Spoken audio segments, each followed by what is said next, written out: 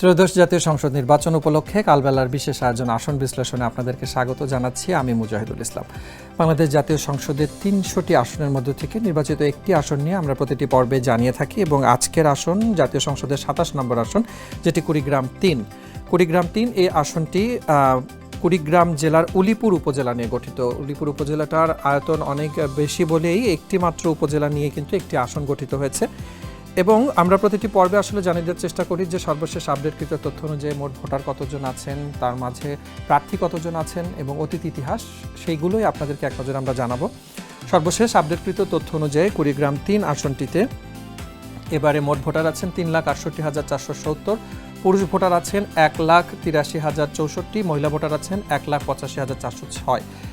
পরিসংখ্যান বলছে যে এই আসনটিতে মহিলা ভোটার কিন্তু বেশি পুরুষ ভোটারের তুলনায়। অন্যান্য প্রার্থী শূন্য এবং ত্রয়োদশ জাতীয় সংসদ নির্বাচনে কুড়িগ্রাম-৩ আসন থেকে মোট প্রার্থী নির্বাচন করছেন ৫ জন, স্বতন্ত্র প্রার্থী শূন্য।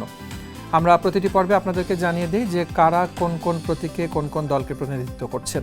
এবারে ত্রয়োদশ জাতীয় সংসদ নির্বাচনে কুড়িগ্রাম-৩ আসনে যেই প্রার্থীরা যে দলগুলোকে প্রতিনিধিত্ব করছেন সেটি এক নজরে দেখে আসবো।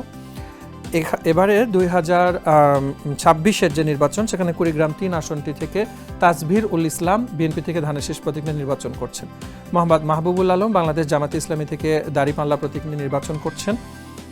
ডক্টর মোহাম্মদ আক্কাস আলী সরকার, তিনি ইসলামী আন্দোলন বাংলাদেশ পক্ষ থেকে হাতপাখা প্রতীক নিয়ে নির্বাচন করছেন। সরকার মোহাম্মদ নূরে এরশাদ সিদ্দিকী, যিনি গণ অধিকার পরিষদ জিওপি থেকে ট্রাক প্রতীক এ নির্বাচন করছেন। আব্দুস সোবহান, যিনি জাতীয় পার্টি থেকে লাঙ্গল প্রতীক নিয়ে নির্বাচন করছেন। এই ৫ জন প্রার্থীর দল এবং প্রতীক আপনাদের সাথে আমরা জানাচ্ছিলাম যারা এবারে প্রতিদ্বন্দ্বী প্রার্থী রয়েছেন।